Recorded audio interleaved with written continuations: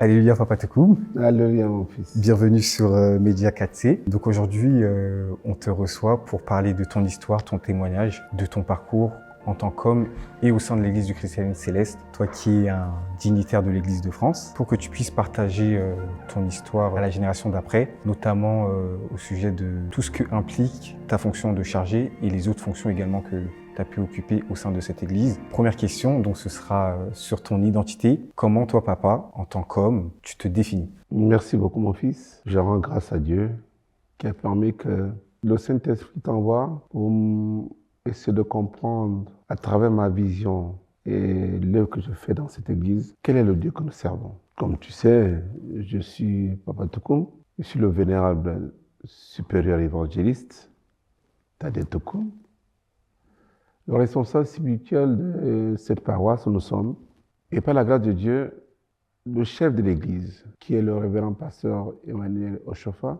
m'a honoré en me choisissant comme évangéliste de la paroisse Mont des Oliviers à Yaoundé, et en même temps chef du diocèse du Cameroun.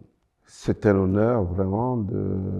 Le Seigneur a pu jeter un œil de compassion sur moi pour me choisir et occuper cette tâche. Je suis un serviteur de Dieu. Oui, je ne peux être qu'un serviteur de Dieu. Et c'est comme ça que définit ma mission. Depuis 1987, que je suis chrétien céleste, depuis le Cameroun, et ça fait plusieurs années. C'est peu aussi, car je n'ai pas eu le privilège, comme certains, de rencontrer ou d'avoir vu le pasteur fondateur. Mais ce n'est pas ce qui est important. Mais ce qui est important, c'est la grâce que Dieu m'a faite pour que je sois un de ses serviteurs. Alors justement, comment tu as rencontré cette Église? Je l'ai rencontré effectivement en 1987 au Cameroun, sans connaître beaucoup l'Église. Et comme beaucoup d'entre nous, je l'ai connue dans la difficulté. Et on m'en a parlé et je me passais des moments difficiles parce que j'étais responsable dans mon pays d'origine. On m'a parlé de l'Église chrétienne céleste. J'étais dans le monde, la première fois que je suis entré. Et voilà, je suis là jusqu'à ce jour. Qu'est-ce que l'Église du christianisme céleste? L'Église christianisme céleste, à mon avis, c'est un don de Dieu. C'est un cadeau que Dieu a donné aux pécheurs que nous sommes pour le salut de nos âmes. Jésus, qui est le sauveur de tous les hommes, à mon sens, il a vu comment une partie de ces créatures était appelée à cause de la force des hommes qui ne croient pas en lui, appelée à mourir. C'est une vérité, à travers la sorcellerie, à travers les forces mystiques. Il s'est dit non, pour lui qui est un Dieu de justice, pour laisser cette partie de ses élus mourir comme ça. Et il pense à nous. Et il envoie cette Église donc dans un pays qui fondamentalement, selon ce qu'on dit, est le berceau des marabouts, des fétiches. Il dit non, je veux sauver cette partie des hommes. Je les aime.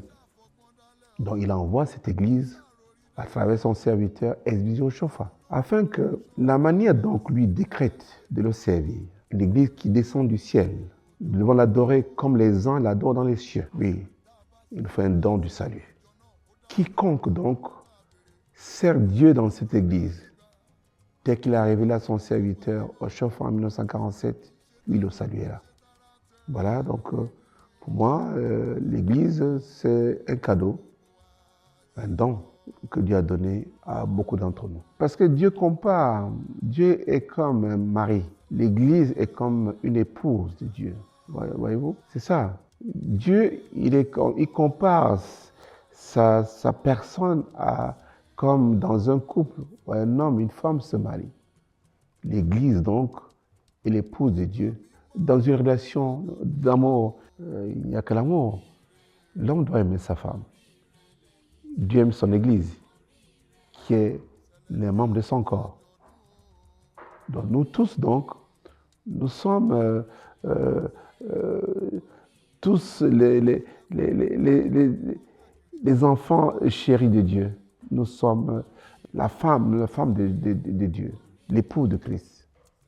On parle mariage, donc je fais la transition. Cette œuvre-là, tu l'as menée avec une femme. Donc j'aimerais parler du mariage. Quand on a une œuvre, on est appelé à diriger une œuvre dans l'Église. Quel est selon toi le degré d'importance du choix de la femme et également comment trouver un équilibre lorsqu'il y a deux identités mais une œuvre commune? Tu as bien dit un équilibre.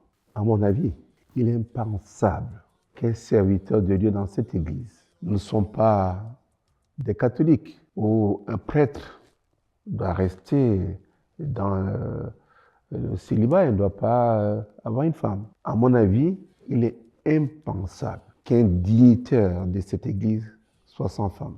Nous ne sommes pas dans la configuration où, nous ne devons pas épouser les femmes.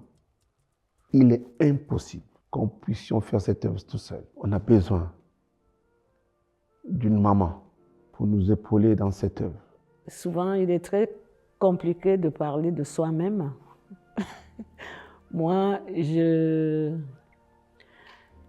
suis une maman, je peux dire une maman de beaucoup d'enfants dans le monde et dans l'Église. Je pense que Dieu m'avait déjà choisi depuis le ventre de ma mère parce que depuis toute petite, j'ai toujours voulu être entourée de beaucoup de personnes. Et j'aime bien faire du bien. J'aime faire du bien, j'aime partager. Je pense que ce n'est pas de moi-même. Comme je disais, c'est la volonté de Dieu. Ma famille et moi, nous avons connu cette église dans une grande tribulation. On était au Cameroun. J'ai connu l'église où déjà on avait suspendu Papa Toukoum de son travail pendant 6 mois sans salaire. Et c'est là les tribulations ont commencé parce qu'on est resté pendant les 6 mois vraiment dans la galère. On n'avait rien à manger. C'est là la souffrance avait commencé.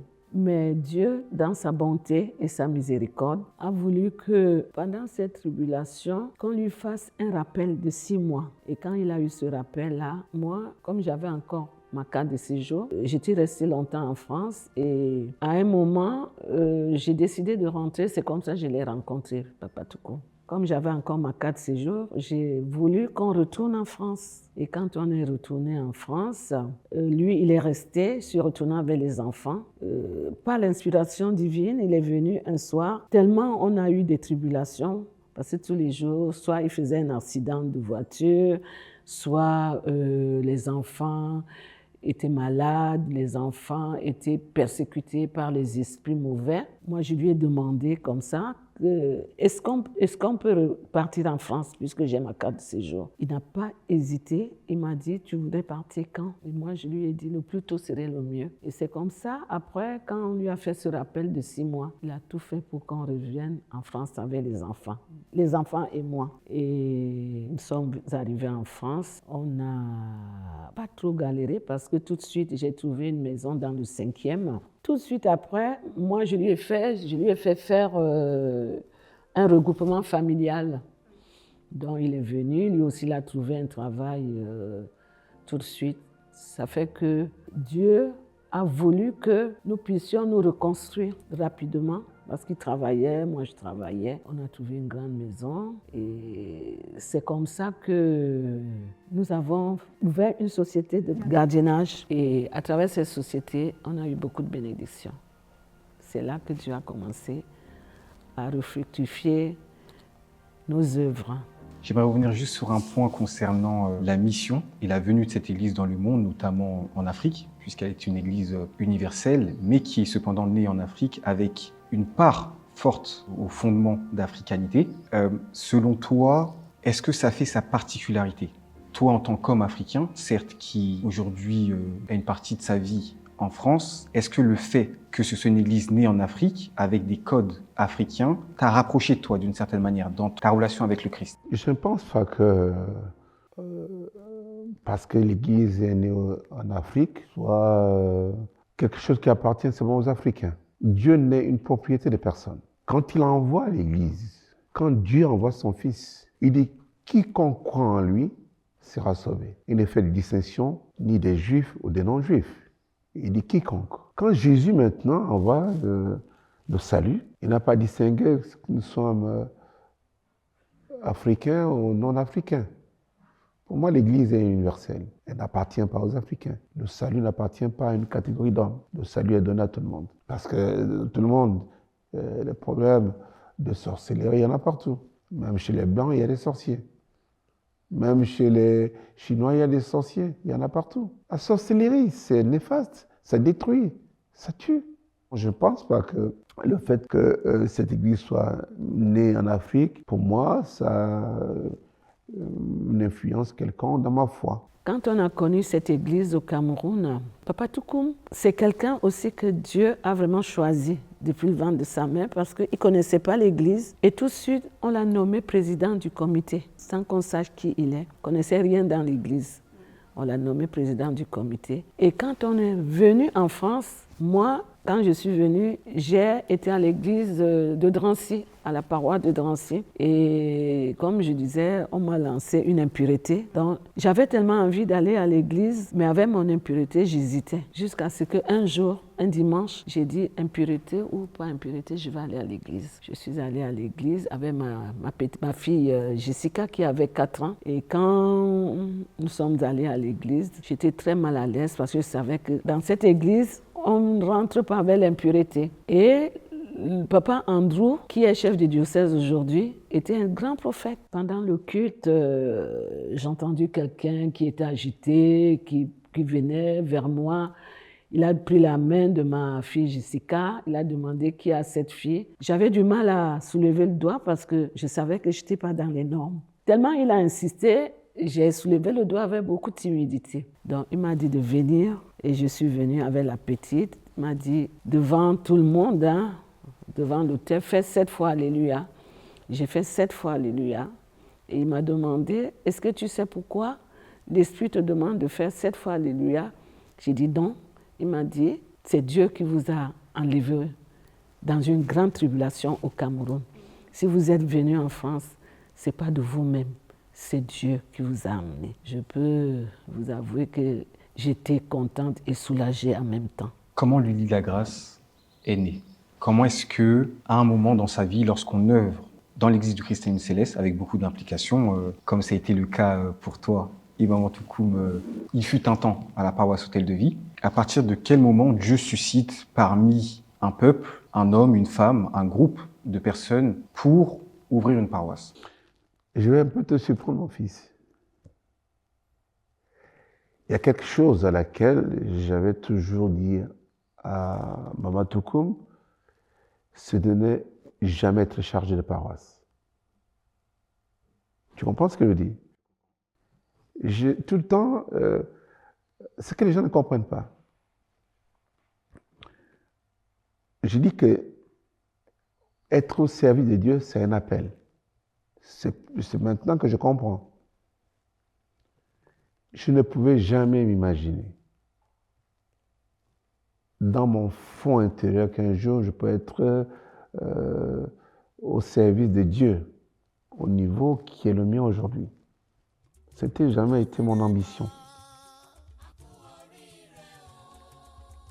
Et je vois donc, il y a quelqu'un qui a écrit récemment, lorsque le pasteur m'a nommé chef du diocèse du Cameroun. Tu t'imagines un peu, je suis en France, je dirige l'église en France. Et je suis appelé à diriger l'église de mon pays d'origine, au Cameroun, c'est pas la France. Moi, je suis en France.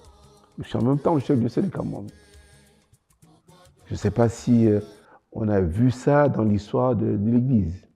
Je ne crois pas. Et je disais donc, la grâce n'est pas né parce que Papa Toukoum voulait avoir une paroisse, non. Ce n'était pas mon problème. Tu as si bien dit, lorsque nous étions à Drancy, et pour moi, c'est servir Dieu. Je voyais le responsable, je suis arrivé en 90, à Drancy, je vois le responsable, pour moi, comme un Dieu. Pour moi, le responsable qui nous dirige, il fallait que nous tous, nous soyons là pour l'épauler, le faire monter.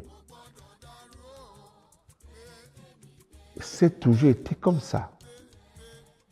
Jusqu'à ce qu'un jour, à peine arrivé, pour montrer comment c'est un appel, certains disent que parce qu'on me les pose et tout, avant d'arriver à la naissance de lui, la grâce, un jour, j'étais couché chez moi, 3 ans après mon arrivée en France, on m'appelle, la paroisse c'était en planche, là-haut c'est au Drancy. C'était en planche. À peine arrivé, j'étais couché, j'avais trouvé des grands dévanciers là-bas, on me réveille presque à minuit, nous étions à Paris. On me dit, mais non, mon frère, parce que papa Chevalet, qui dirigeait l'église, voulait que nous tous, nous soyons des frères. On était tous des frères. Il dit, bon, c'est un dévancier qui m'avait appelé, je crois que c'était le dévancier Claude, je ne sais plus qui, ou Balou, je ne sais plus. Il me dit, mon frère Toukoum, les dévanciers sont réunis. Le comité s'est réuni. Moi, je ne faisais pas partie. Et qu'on a trouvé que, puisqu'on veut bâtir la paroisse, on cherche un président et tout le monde disait qu'il n'y a que toi pour diriger. Je suis sorti de lui, j'ai réveillé maman, je me suis dit, tu t'imagines un peu, à peine arrivé 3 ans, on me demande de diriger le comité paroissial de Drancy. Il dit, mais tu vois, qu'est-ce que tu en penses? Il dit, moi, ça ne m'intéresse pas. Il dit, non, tu n'as pas dit ça. Donc voilà, ça a commencé. On a commencé à fréquenter Drancy. Aussi, quand il est arrivé, tout de suite, on l'a nommé encore président du comité. On l'a nommé président du comité, après c'était chargé de paroisse. C'est-à-dire, on l'a vraiment responsabilisé. Nous-mêmes, on ne comprenait pas. Puisqu'il y avait des anciens qui étaient là, on s'est posé la question de savoir pourquoi lui. C'est là qu'on a vraiment compris que c'est une mission que nous devons faire avec beaucoup, beaucoup de cœur, de le prendre vraiment au sérieux, parce que là, c'est Dieu qui nous a appelés. On finit la constitution de la paroisse. Quand on a fini la constitution de la paroisse, où j'étais le président du comité. Ce n'était pas un président comme n'importe lequel, parce qu'il y a des présidents, mais le président qui faisait en sorte qu'on donne l'argent. Parce que quand on parle de président, on dit que non, j'étais le président du comité paroissial lorsqu'on a bâti Hôtel de Ville, là où il se trouve maintenant. Pas un président ou dans des paroisses qui... Oui, j'étais là pour mobiliser les fidèles pour qu'ils donnent l'argent. Donc, quand c'est fini la constitution, je m'asseyais souvent, je ne sais plus, à gauche, à droite, et je fais un songe. Dans ce songe-là, je suis assis, je vais être un peu long dans la réponse. Je vois donc l'eau qui jaillit de l'autel, à la place où je m'asseyais. C'était un torrent, pour moi, qui devait être intarissable. L'eau était limpide. J'en ai parlé au responsable de l'époque, j'en ai parlé à maman. Et plus tard, donc, je vois comment ça a évolué. Plus tard, il m'appelle comme non seulement j'étais chargé et en même temps président du comité. Vous voyez, les 2 postes, je cumulais. Et maman était la trésorière. Dans la paroisse qui n'est pas la mienne. Et on était toujours au service de l'œuvre. On a fini la paroisse et on avait des difficultés. Moi, je disais toujours qu'il faut qu'on soutienne la paroisse. Il y a 2 mois, on faisait des cultes de mercredi à 3. J'étais toujours présent. Et plus tard, Papa Chevalet me choisit comme chargé adjoint et président du comité, comme je le dis. Jusqu'à un jour, 1984. Il y a des problèmes à la paroisse, je ne reviens pas sur ça, bon, c'est passé. Et les responsables de l'époque, je crois que c'était Jimmy, j'étais au Cameroun, comme en fait personne ne pouvait prendre une décision, il n'était pas là, à part moi. On m'appelle donc du Cameroun, en disant qu'il y a une maman qui est en train de faire du désordre à la paroisse, qui ne respecte pas maman Chevalet. Qu'est-ce qu'ils doivent faire? Et moi, je leur dis que non, vous ne pouvez rien faire. Il faut que le responsable nous dise des directives. Il me dit non, il faut que tu dises ce que tu penses parce que c'est toi, quand il n'est pas là, c'est toi. Je dis non, attendez que je revienne.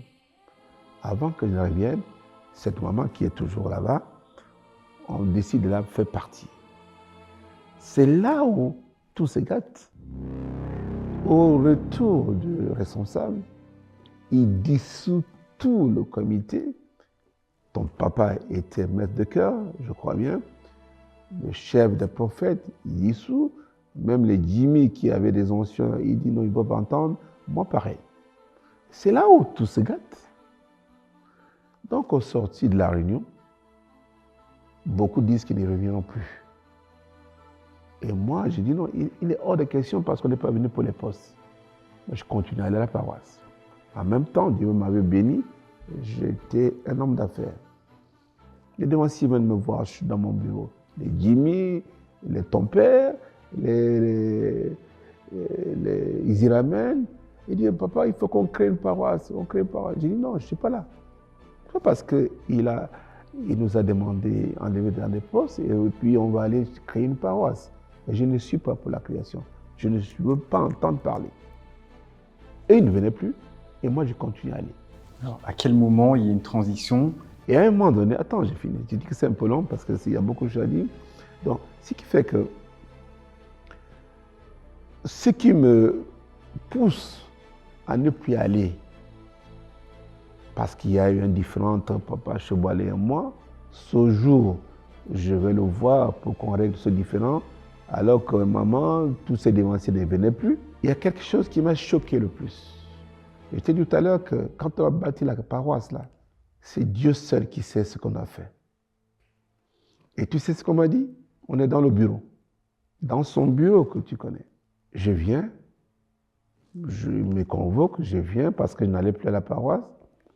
Je viens pour ce différend-là parce qu'à un moment donné, je voyais comment le comportement des uns et des autres, comme je n'avais plus de poste, pour eux, je ne représentais plus rien. Tous ceux qui avaient des postes n'allaient plus. Et je suis seul. Ils sont 7 dans le bureau. Il y a un dévancier qui s'élève. Il dit, Tokoum, sors d'ici, on t'a chassé. Sors d'ici, on t'a chassé. Sors d'ici, on t'a chassé. Bon, je n'ai que regardé papa Cheboalé. Je dis, mais tu entends ce qu'on dit là? On chasse un enfant de Dieu dans la maison de Dieu. J'ai donné une réponse. J'ai regardé papa Cheboalé les yeux dans les yeux. Ils étaient 7, j'étais debout. Avec tout ce qu'on avait fait, ils étaient 7 assis, j'étais debout. Même pas me donner une chaise. Et j'ai simplement dit à papa Cheboalé, je dis, cette paroisse-là est plus ma sœur. J'ai dit qu'elle pue ma sœur. Dit qu'on me chasse, j'ai fait tout. Est-ce que tu l'as vécu comme une trahison? Non, pas une trahison, comme une blessure. Parce que pour moi, l'amour, on ne fait pas ça à un enfant de Dieu, même si on ne l'aime pas. Même si on ne l'aime pas. Je ne peux pas me permettre, un fidèle, de dire que sors, on t'a chassé. On ne chasse pas. Alors, Ce qui fait qu'au sortir de là, j'en reviens. Donc maintenant où on me faisait la pression, si j'avais de l'argent, j'avais des moyens. Les moyens, ce n'est pas ça qui me faisait en sorte qu'à cause des moyens, il fallait que je demande qu'on crée une paroisse. Ça n'a rien à voir. Les moyens, c'est Dieu qui donne. Les moyens que Dieu m'a donné étant Drancy. Je payais la paroisse. Il y avait des fois, la paroisse avait des soucis de loyer. Je prenais un chèque de 4 500 € qui n'est pas la mienne. La paroisse, je faisais un chèque de 4 500 € pour payer le loyer. Ton père est témoin. Le CD, ils ont fait CD. J'ai dépensé plus de 24 000 €. Ce n'est pas ma paroisse. Donc je veux quand même que, quelque part, même si on n'aime pas, il y a des fidèles qui ouvraient des paroisses. Par exemple, au Canada, on pensait qu'à moi. Il fallait que je... Or, pour moi, il fallait soutenir papa Cheboalé. Il fallait soutenir la paroisse. Les chargés qui étaient là, à un moment donné, comme j'étais en même temps. Un homme d'affaires, chargé, j'ai refusé de le faire. Il y avait un chargé qui était là, je crois que c'est dans l'un, il voulait partir. De ma propre poche, je le payais par mois. J'ai dit payer. Payer par mois un chargé qui n'est pas le mien. Mais je trouvais quand même que c'était quand même très dur.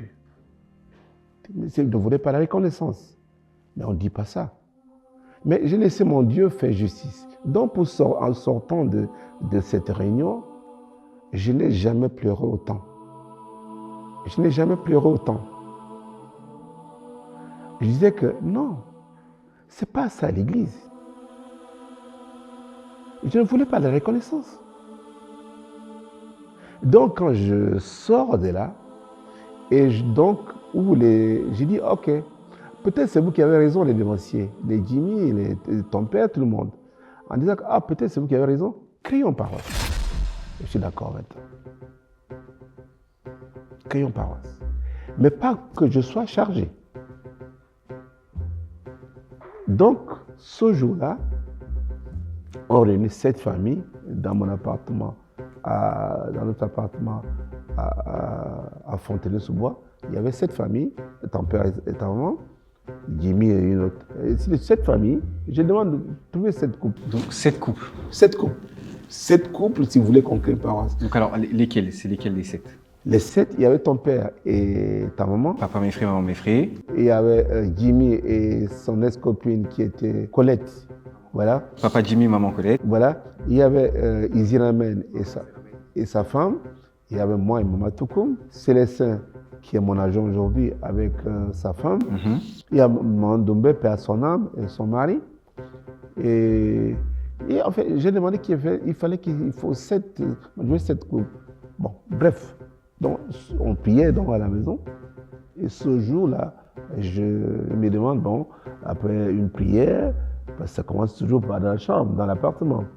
Il me demande qu'est-ce qui va être chargé. Donc, c'est moi qui désigne les gens. Il dit que non, moi je ne veux pas être chargé. Jimmy, c'est toi qui es chargé. Moi, je suis président du comité. Je prends Israël comme manager. Ton père comme maître de chœur. Célestin qui était à l'époque le chef de prophète, il est chef de prophète. Bon, les postes. Maman Déborah, maman de paroisse. Maman Déborah, maman de la paroisse. Et voilà, c'est ça. On commence à travailler.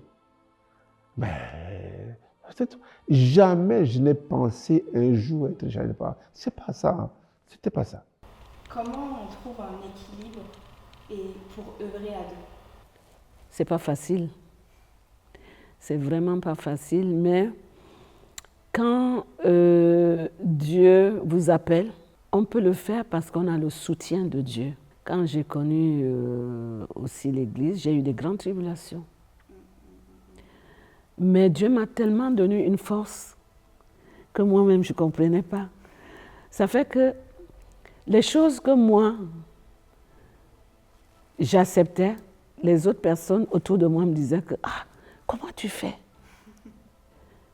Si c'était nous, on ne pouvait pas l'accepter, mais je ne l'acceptais pas parce que je pouvais le faire de moi-même.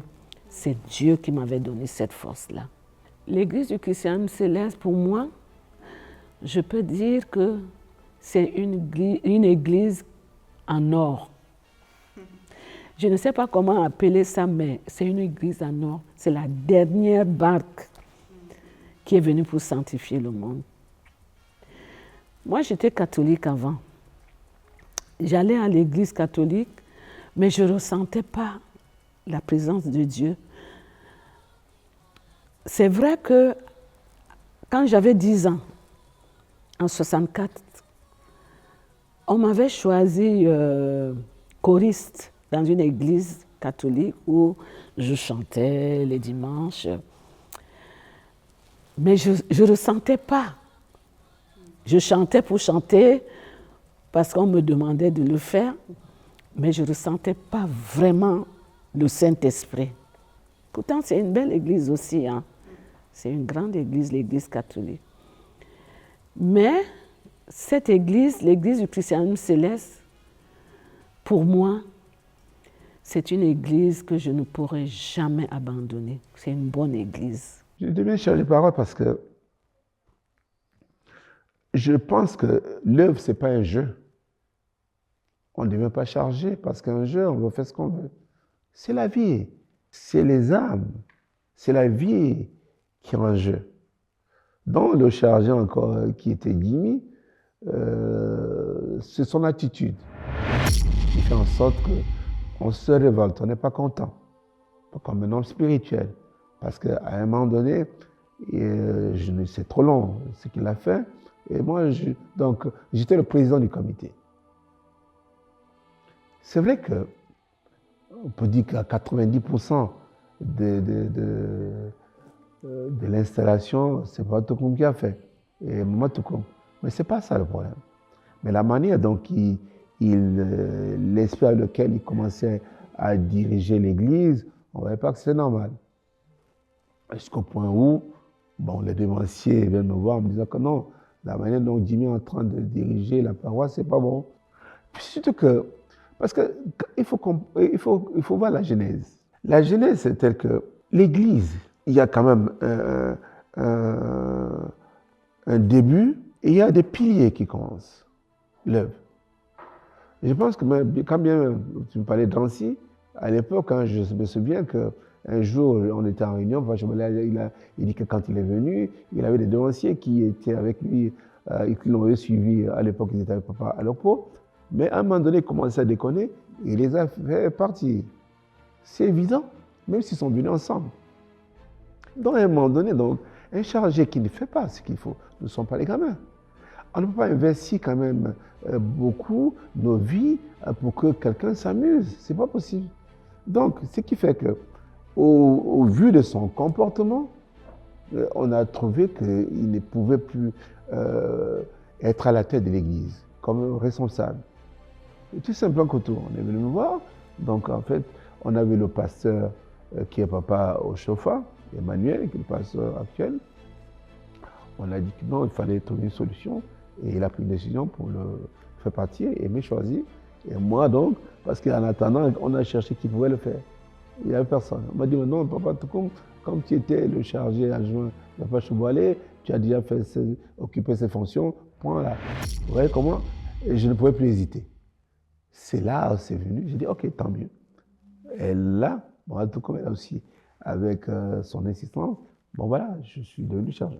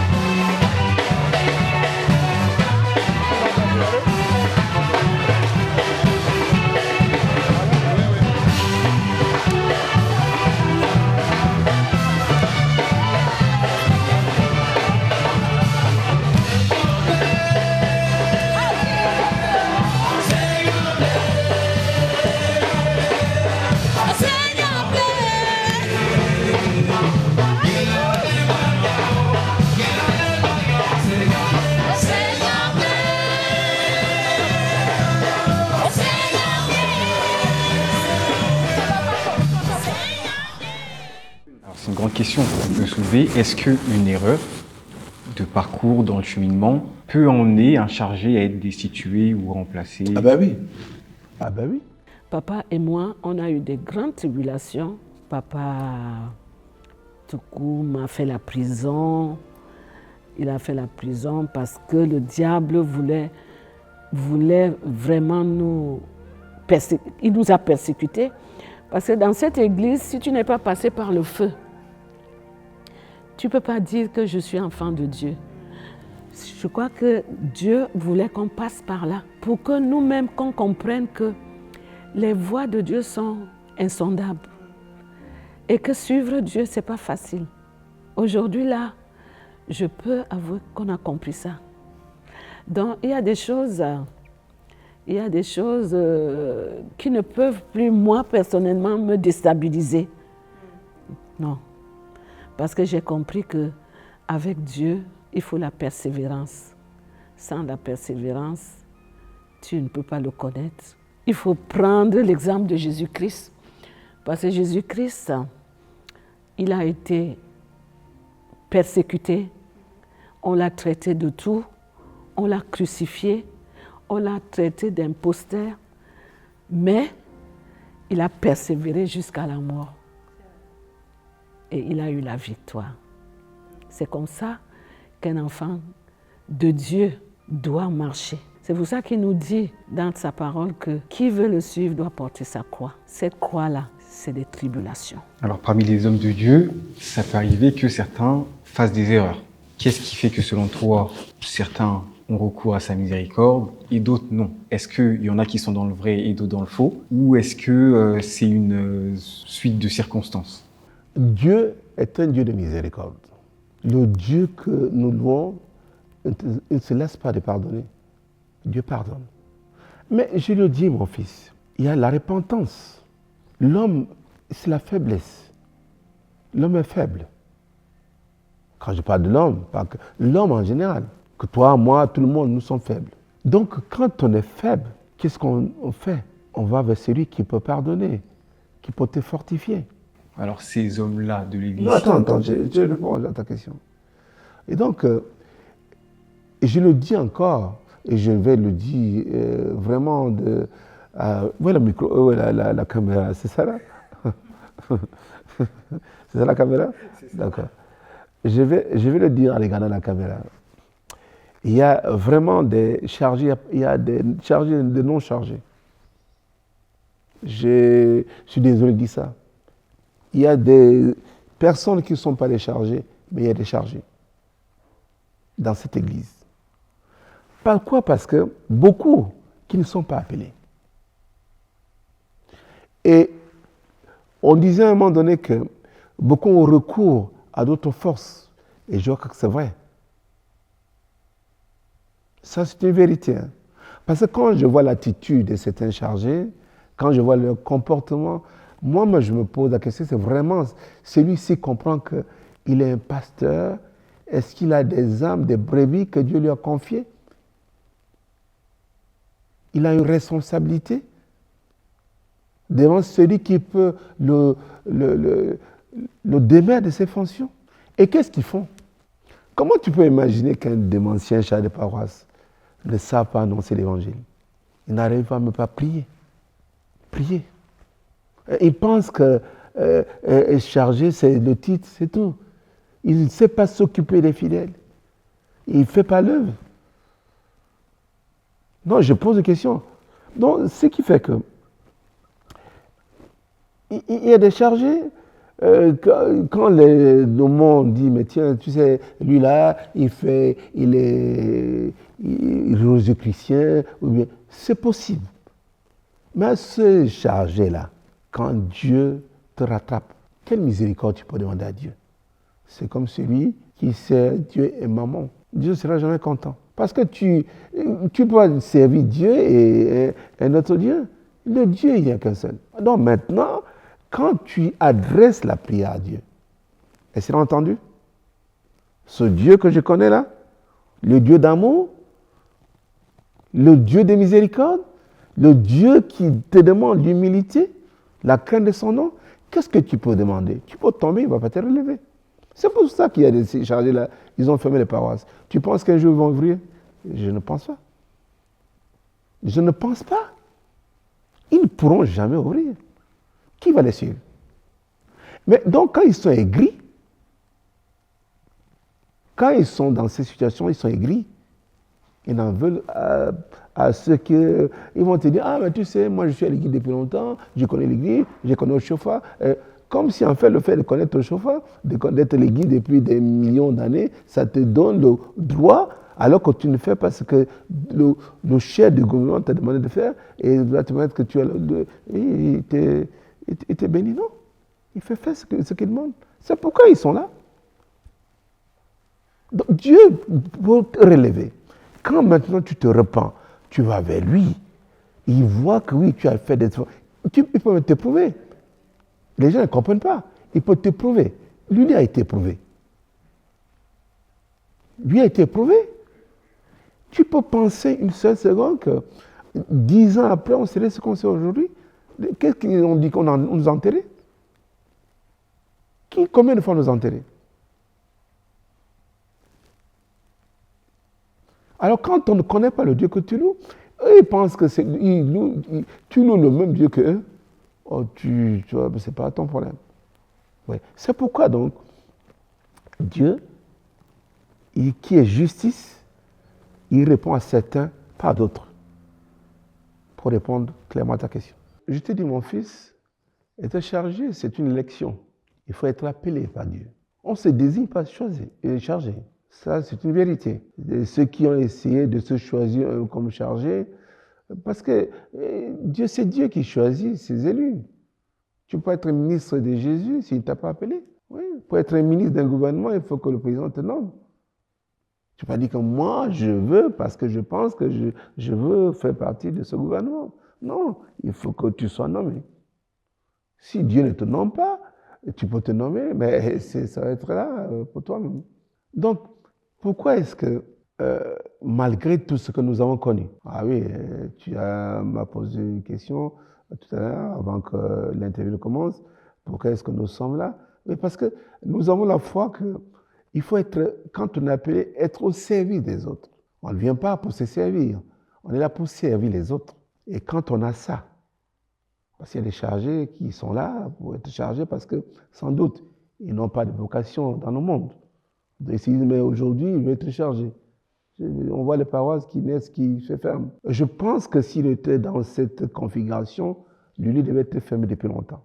Depuis longtemps. Depuis longtemps. La preuve, c'est que, vous voyez, on était 7 familles. Il ne reste que 2. Qui pouvait imaginer? En tout cas, il faut vraiment que tu aies quelqu'un comme Dieu pour vous soutenir, pour que toutes ces familles qui composaient, que vous soyez encore debout. C'est pas la force, c'est pas l'argent, c'est pas, non, il n'y a pas une puissance, c'est Dieu qui fait ça. C'est ça qui permet de perdurer. Et je peux t'avouer que aujourd'hui, je suis plus heureux d'être chargé de lui que hier où on avait peut-être 250 fidèles. Ah oui, ici, je me sens encore, je suis très très heureux. Alors que là-bas, nous étions nombreux. Mais tellement il y avait des difficultés. Les gens ne comprenaient pas. Donc, être chargé, c'est être appelé par Dieu. Être nommé par celui qui gouverne, qui a son gouvernement, en disant que moi, je t'appelle pour être ministre. Et quand tu es nommé par lui, c'est normal que ça ne veut pas Dieu. Parce que ce n'est plus toi qui fais, c'est lui qui dirige. Comment on parvient à surmonter les épreuves, le déménagement, la fuite des fidèles et les périodes de crise au sein de la paroisse? Souvent, ça m'attriste de voir quand il y a les fidèles qui arrivent dans la paroisse et qui ne restent pas. Ça m'attriste. Pourquoi parfois je me pose des questions, je me dis, est-ce que je n'ai pas fait le travail de maman qu'il fallait? Je ne les ai pas bien accueillis, je ne les ai pas bien encadrés. Souvent, ça m'attriste. Mais quand on réfléchit bien, le chrétien céleste aime bien le déménagement. Je peux dire ça pourquoi? Parce que souvent, on constate que les mêmes chrétiens qui viennent ici, quand tu vas dans une autre paroisse, tu les trouves là-bas. Ils sont toujours en train de chercher. Ils cherchent, je ne sais pas quoi ils cherchent. Alors que Dieu est partout. Dieu est ici, Dieu est dans d'autres paroisses. Il faut tout simplement être fidèle. Il faut être fidèle. Mais moi, tout ça là, qu'est-ce que je fais? C'est la prière, ma fille. C'est la prière. Il n'y a rien d'autre. Sans la prière, on ne peut pas. On ne peut rien faire. C'est la prière. Il faut beaucoup prier. Prier pour les fidèles. Prier pour la paroisse. Parce que l'œuvre de Dieu n'est pas facile. C'est vraiment pas facile. Mais quand on est dans la prière, Dieu parvient à restaurer beaucoup de choses. Parce que Dieu aime bien tout ce qu'il lui demande en esprit et en vérité. Il ne faut pas faire semblant, il faut vraiment le faire dans la sanctification. Quel est ton conseil pour rester soudé dans un cheminement en vie commune, que ce soit dans le mariage ou dans l'œuvre, qui constitue une équipe qui se préconfigure un peu comme un mariage? Le conseil, c'est la crainte de Dieu. C'est croire que Dieu doit être au-dessus de toutes nos préoccupations. Essayer d'amener cet esprit et le communiquer aux autres. Dieu doit être au centre de nos préoccupations. Il doit être, quoi que vous fassiez, essayez de communiquer ça aux autres. On ne vient pas pour l'argent. Or, dans des paroisses, à un moment donné, on critiquait les mauvaises langues, comme tu disais, ah, Baba Toukou, il fait ceci, là. Ils oubliaient que, oui, il a fait et ce qu'il a fait. Bon, donc, ce n'est pas ça mon problème. Donc, montrer qu'on ne vient pas pour l'argent. Je vais te donner un exemple. Tu ne peux pas trouver dans une paroisse où le chargé ne gère pas les finances. Ça n'existe pas. Et ça n'existe pas. Chacun pense à l'argent. La fête de moisson va venir, il va voir comment il a déjà... Ce qui fait que beaucoup de nos déchargés, dès que la fête de moisson vient, est finie, tu entends qu'il a voyagé, il est parti où? Il est parti. Il prend l'argent d'église. Oui. Nous, on n'a pas besoin. Moi, je n'ai pas besoin. Puisque Dieu me bénit autre part. On n'a pas besoin. J'ai dit que donc, quand on te voit, quand on te comporte, c'est même pas toi qui témoigne, c'est pas eux qui témoignent, c'est Dieu qui témoigne dans les cieux, en disant que oui, voici un serviteur. D'autres sont déchargés parce que, je le dis encore, ils n'ont pas trouvé un peu quelque chose à faire dans le monde. Ils se disent, moi je crée une paroisse. Créer une paroisse, c'est une élection. Être chef, c'est une élection. On est appelé. Eh bien, quand maintenant tu es appelé, tu dois savoir gérer les biens que Dieu te donne. Non seulement les biens humains, mais aussi les biens financiers, les biens matériels. Et quand tu le fais donc, avec la crainte de Dieu, en donnant cette vision aux autres, je ne viens pas pour votre argent. Moi ici, c'est un exemple, je dis moi, c'est normal que je cite mon cas, ma dîme, elle est la plus importante. Je ne vois pas le chéquier de l'église. Je ne vois, la trésorière, elle est là. Le chéquier, il ne connaît pas. La carte bleue de l'église, il ne connaît pas. À la fin, tu ne vas pas me voir en disant que, ah, mais tiens, l'argent est venu dans mon but. Non, non, ce n'est pas un problème. Ils ont la gestion administrative de l'église, et je m'occupe du spirituel. Comment veux-tu, mon fils? Si tu te comportes comme ça, même si vous êtes deux, celui qui t'a nommé ne sera pas content. Et il fait des miracles que personne ne peut imaginer. Ce n'est pas toi qui fais, c'est lui qui fait désormais. Parce qu'il te nomme et dit oui, tu es vraiment un ministre qui respecte, qui l'aime, qui le respecte et qui le craint. Est-ce que tu peux nous parler de ton rôle de maman de paroisse? Mon rôle de maman de paroisse, c'est pas facile aussi. Être une maman de paroisse, il faut avoir un cœur, je peux dire joyeux, un cœur qui pardonne, parce que tu ne peux pas être maman de paroisse d'une certaine personne et pas d'autres. Il faut aimer tous les enfants que Dieu te donne, parce que Dieu ne va pas te donner que des enfants qui sont obéissants, qui sont bien portants. Il y a tout, il y a des malades, il y a des rebelles, il y a de tout. Mais en tant que maman de paroisse, il faut prier. Il faut prier pour ces enfants. Et quand tu pries pour eux, Dieu te donne la force de les aimer. Il faut avoir beaucoup d'amour. Sans amour, on ne peut pas. On ne peut pas. Et il faut solliciter la Vierge Marie. Parce que je peux dire que moi, c'est elle qui me soutient beaucoup. la Vierge Marie, pour que j'ai l'esprit de douceur, l'esprit de savoir pardonner, l'esprit d'aimer tous mes enfants.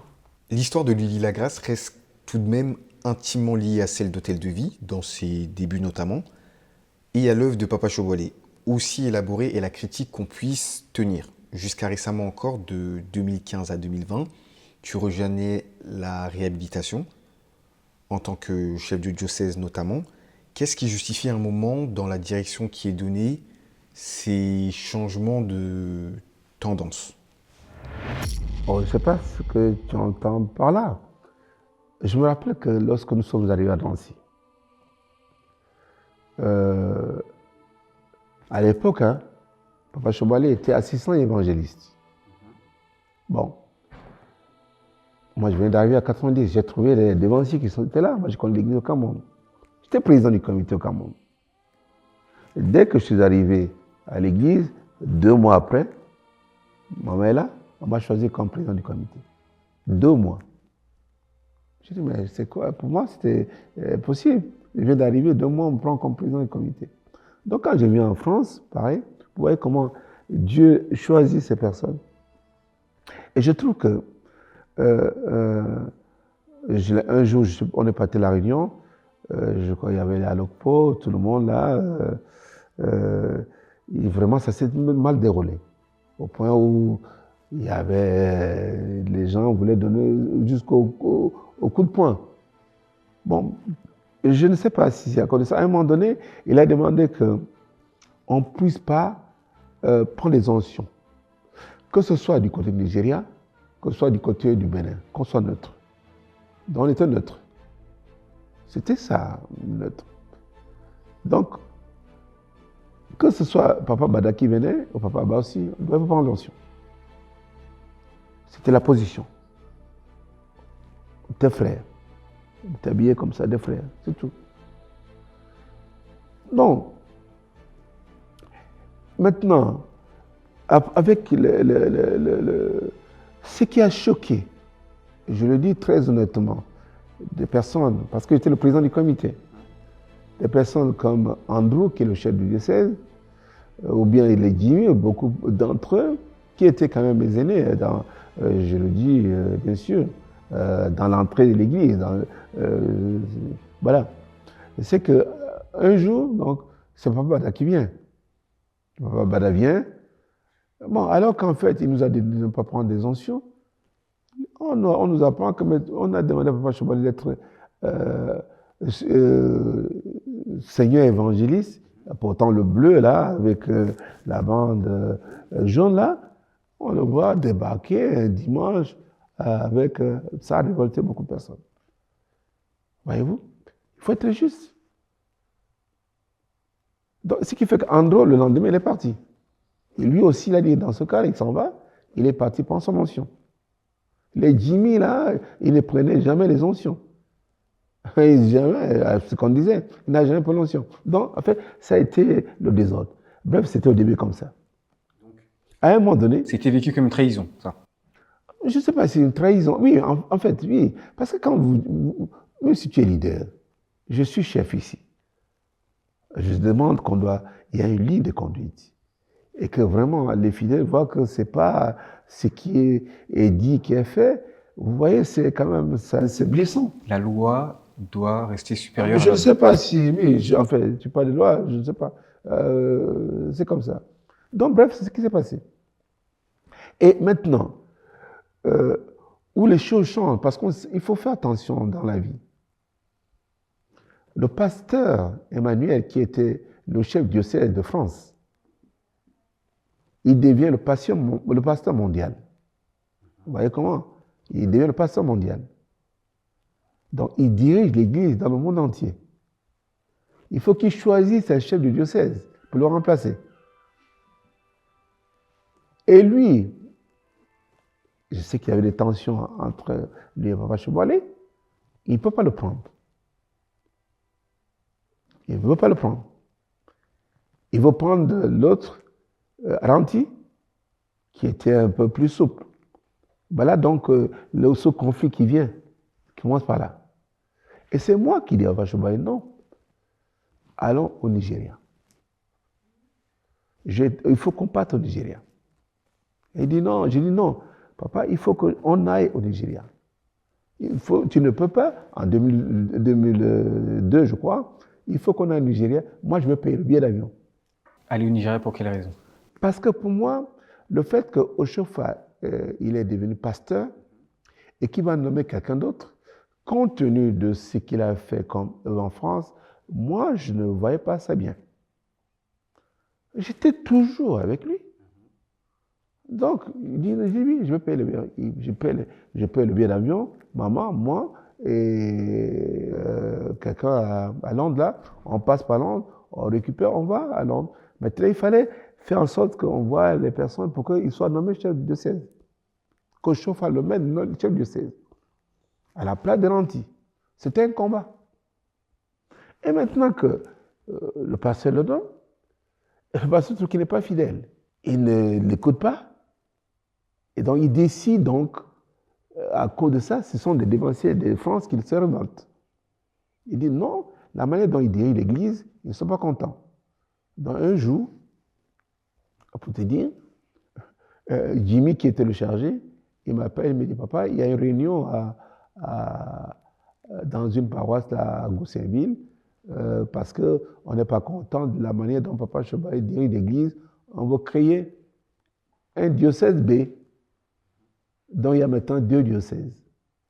Tu vois un peu, c'est un peu long. Ben, il y a 2 diocèses qui viennent, et maintenant, quand le pasteur, à un moment donné, veut unifier les 2 diocèses, il n'est pas content. C'est là qu'il crée la réhabilitation. Sa tendance à lui. Alors qu'il est parti, il a eu l'onction de supérieur de Oshofa. Il crée donc sa tendance au sortir d'une réunion qui avait lieu à l'Huile-la-Grâce. À la minute, là, il commence à distribuer des prospectus en disant que bon, maintenant c'est réhabilitation. Donc vous voyez que les tendances ne viennent pas là. Mais au jour d'aujourd'hui, on ne peut que prier que le Seigneur fasse quelque chose pour que l'Église soit unie. Bon, tendance, je ne pense pas qu'il y ait tendance. Parce que tendance, quand on voit une tendance, il faut quand même avoir un groupe. C'est une vérité. Il faut avoir un groupe, des personnes, des centaines, des milliers de personnes, des milliers de personnes que tu diriges. Si on voit dans l'Église, la configuration de l'Église maintenant, honnêtement, qui dirige des millions de fidèles en dehors du Bénin et du Nigeria. Soyons sincères. Les autres là, que tu es comme au Togo, n'importe où, c'est des... Bon, on peut appeler tendances. Bon. L'Église, c'est le Bénin, l'Église, c'est le Nigeria. Tu fais partie des mamans qui ont toujours soutenu la jeunesse. Que penses-tu des jeunes de l'Huile-la-Grâce? Oui, à travers la jeunesse, nous sommes confiants. Moi, personnellement, je suis confiante et je suis sûre que les jeunes de l'Huile-la-Grâce ont compris l'appel de Dieu. Pourquoi je dis ça? Parce que nous avons des jeunes ici, même, je peux dire, les jeunes de l'Église du Christ céleste de la France. Par exemple, j'ai mon fils, Michael, qui a compris. Et il transmet cet héritage aux autres jeunes. Et nous sommes fiers de les voir marcher avec assurance dans le chemin de Dieu. Parce que nous avons fait beaucoup de choses aux jeunes ici. Par exemple, il y a des jeunes maintenant qui font le culte, qui conduisent le culte une fois par mois, qui font la prédication. Et nous voyons comment... Et nous avons peur, nous les vieux. Nous avons peur parce que la manière dont ils ont compris l'appel de Dieu, on se dit que vraiment, ils vont prendre les choses en main, mais ça ne nous fait pas peur. Moi, ça ne me fait pas peur parce que c'est le souhait. Parce que nous, on commence à se fatiguer. Et nous voulons qu'ils comprennent qu'aujourd'hui, l'avenir les appartient. C'est à eux l'avenir. Donc, ils doivent vraiment prendre cet héritage-là à cœur. Ce qui est fondamental pour la continuité de l'œuvre, c'est comme tu as dit, la jeunesse. La jeunesse qui comprend, qui prend vraiment à cœur, et puis surtout qui ne tombe pas dans les erreurs des aînés que nous sommes. Et c'est ça que je rends grâce à Dieu pour la jeunesse que Dieu nous a donnée à lui. Voyez-vous, quand les jeunes officient une fois par mois, ou une fois tous les 3 mois, on a le privilège de faire ce que nous faisons. C'est une manière aussi de leur tendre la main pour que demain aussi ils soient des leaders. C'est un exemple. Nous nous appuyons énormément sur la jeunesse, qui est le fer de lance. L'affaire de moisson est passée. Tu étais là, je crois. Non, c'est ton frère qui était. C'est toi qui étais. Tu étais là. Tu as vu? Ils ont été préparés en moins d'une semaine. Parce que non seulement ils sont vraiment dans cet esprit d'apprendre, parce qu'on les donne moyen, aussi une équipe qui les encadre. On pense que oui, il faut que nous pensons que oui, il faut que nous donnions la place importante à la jeunesse. Au Cameroun, où je suis le chef du diocèse,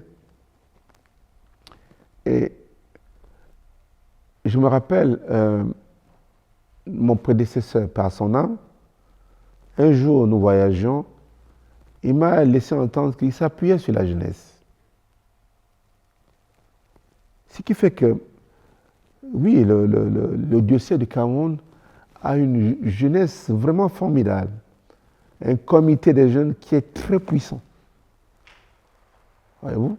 Donc, ce qui fait que, oui, la jeunesse, c'est l'avenir. Est-ce que tu peux nous parler de l'orphelinat que tu as fondé, la tribu de Lully-la-Grâce? J'ai commencé à garder les orphelins sans le savoir. Papa Toukoum a eu un de ses frères qui était décédé et son frère a perdu aussi sa femme. Donc, ils ont laissé les enfants.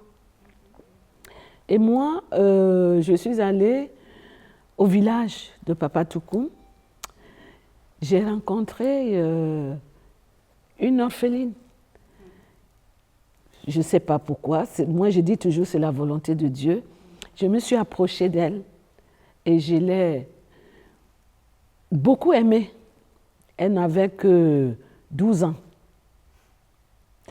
Et c'est comme ça que je l'ai adoptée, comme si c'était mon enfant. Et comme nous, on était en France et elle était au Cameroun, nous avons conçu une maison. Vu son âge, je l'ai laissée dans cette maison avec des gens qui l'encadraient aussi pour qu'elle puisse s'occuper de mes affaires. Et à son âge, elle était très, très mature. Elle était comme... C'est comme ça que je lui ai fait confiance à 100%. Je dis 100%. Ça fait que toutes mes affaires, ma chambre même, quand je venais enfant, je ne fermais pas. Je laissais tout entre ses mains. Et c'est elle qui, à son âge, elle a commencé à gérer tout ce que nous avons au Cameroun. Après, maintenant, elle a fait venir 3 de ses frères, aussi orphelins, à la maison, comme elle se sentait seule. Ils sont restés là. Papa Toukoum et moi, on s'en occupait. Il y en a qu'on payait l'école pour qu'ils aillent à l'école. Et un jour, à la veille de la moisson, ici en France, le Wouli Aurélien, pendant qu'on faisait la veillée, comme on a fait dernièrement, il a dit spontanément comme ça, Maman Toukoum, l'orphelinat que tu as là, il faut la faire avec sagesse. Hein? J'ai dit, moi, je n'ai pas d'orphelinat, moi. J'étais même étonnée. Il dit, oui, il faut faire ça avec beaucoup de sagesse. Que Dieu te bénisse. J'ai dit, Amen. Et dans mon cœur, je disais, mais les prophètes, souvent, ils disent n'importe quoi. Pourquoi ils disent ça? Je n'ai pas d'orphelinat, moi. Après, quelque temps après, il y a une maman qui prie dans une autre paroisse, Christ Roi Sauveur, qui vient dans un culte de visionnaire. Elle vient me dire à l'oreille, elle me dit, Maman Toukoum, Dieu veut que tu fasses les œuvres caritatives, voilà. Il dit, il va te bénir, tu vas voir, il va te bénir. Bon, j'ai balayé. J'ai dit, moi, pourquoi ils me disent tout ça? Et une autre maman qui prie ici, elle est au lit, elle me dit, Maman Toukoum, il faut faire l'orphelinat. Et c'est comme ça que j'ai pris au sérieux. Mais c'est Dieu qui vous a donné l'orphelinat. C'est Dieu qui m'a donné l'orphelinat. Vraiment, quelque temps après, quand elle m'a dit ça, j'ai accepté ça vraiment tout de suite. Et je ne me suis pas déplacée. J'ai appelé ma fille dont je parlais, qui est ma première orpheline. Je lui ai dit de me chercher un local et que j'ai envie de faire une orphelinat. Ça a été tellement vite. Quand Dieu veut vraiment faire sa chose, ça ne dure pas. Elle a trouvé un local de 1, 2, 3, 4, 5 pièces. De 5 pièces, vraiment très bien. Et dans le quartier où moi j'ai construit une maison. Elle m'a dit, Maman, voilà, j'ai trouvé une maison qui est pas loin de la maison où on habite. Et voilà. J'ai accepté tout de suite, il fallait payer 1 an de loyer. Et Dieu a voulu que je trouve les moyens pour le faire. J'ai payé les 1 an. Au début, ça a été un peu difficile parce que pour avoir une orphelinat, il faut avoir l'agrément. Et il y a beaucoup de questions. On voudrait savoir pourquoi. Au Cameroun, on voudrait savoir pourquoi tu veux le faire. Parce qu'il y a beaucoup de gens qui ont commencé, qui n'ont pas été loin, parce que tout simplement, ils voulaient des subventions. Donc, on se méfie de beaucoup de gens maintenant. J'ai fait 1 an, je n'avais pas d'enfant. Bon, fait toutes les structures qu'il fallait, toutes les démarches. Et un jour, une connaissance à Papa Toukoum est venue me voir. Et c'est comme ça, en parlant, je lui ai dit que j'ai ouvert l'orphelinat, mais je n'ai pas d'enfant, je suis embêtée, je ne sais pas. Et moi, je voudrais, parce que j'avais meublé, tout, les lits étaient là, tout, mais je n'avais pas d'enfant, ça me faisait très mal. Et c'est comme ça qu'elle m'a dit qu'elle a des relations. Oui.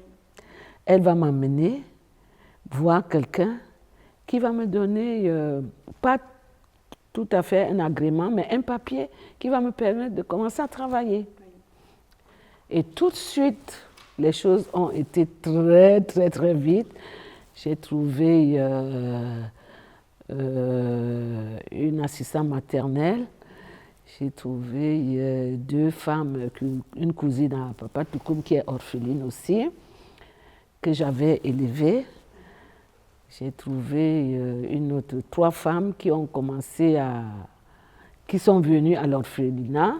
Et il y a l'assistante maternelle qui m'a dit, moi je vais me battre pour faire venir des enfants. Tu vas voir, ça va aller vite. Moi-même, je n'en revenais pas. Donc tout de suite, elle est partie dans un village. Elle a ramené 4 orphelins en même temps.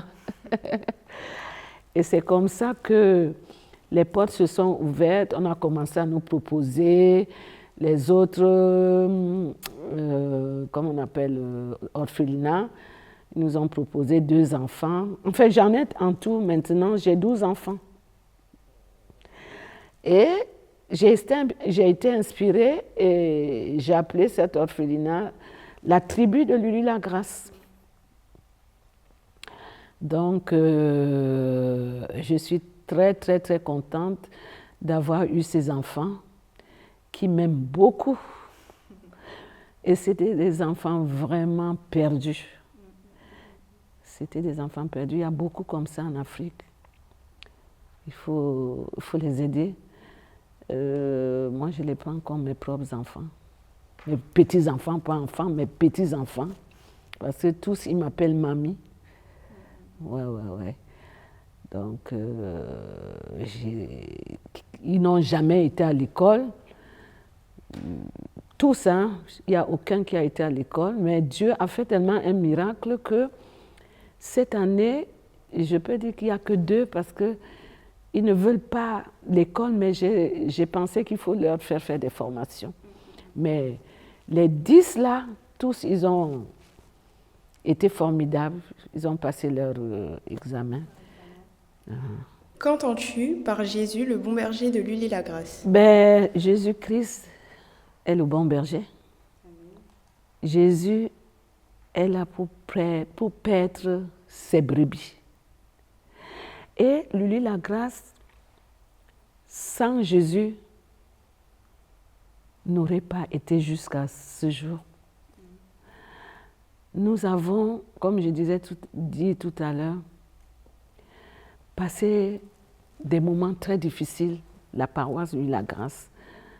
Quand papa est parti en prison, la paroisse a été très agitée, mais Jésus était avec nous. Il ne nous a pas abandonnés. Le monde nous a abandonnés, mais Jésus ne nous a pas abandonnés. Oui. Et nous avons la grâce. Je ne sais pas pourquoi on a appelé Lully-la-Grâce. Nous avons la grâce dans cette paroisse. Quelles que soient les tribulations, quel que soit ce que nous avons comme ennemis, mais on persévère, on va de l'avant. Et on sent toujours la présence de Jésus-Christ avec nous. Sans Jésus, Lully n'est pas en vie. Christ, le bon berger de Lully. Tu vois, mon fils, on a commencé à parler de l'Église depuis sa genèse. Si réellement on n'avait pas un bon berger, qui est le Seigneur lui-même, qui prend soin de ces brebis que nous sommes, on n'en serait pas là.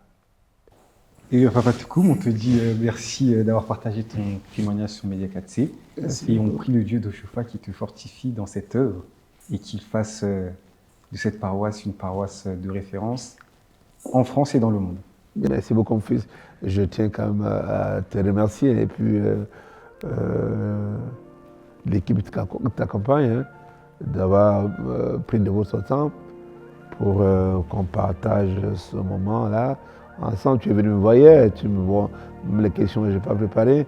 Voilà, vous allez m'interroger. Voilà, que le Seigneur vraiment te soutienne dans cette mission qui permet de faire connaître l'Église aussi et pas avoir de conséquences. Je prie que le Seigneur Tout-Puissant te bénisse, qui te soutienne et qui bénisse la délégation qui t'accompagne. Je prie que les grâces surabondent dans ta vie. Amen. Voilà. Merci beaucoup d'être venu.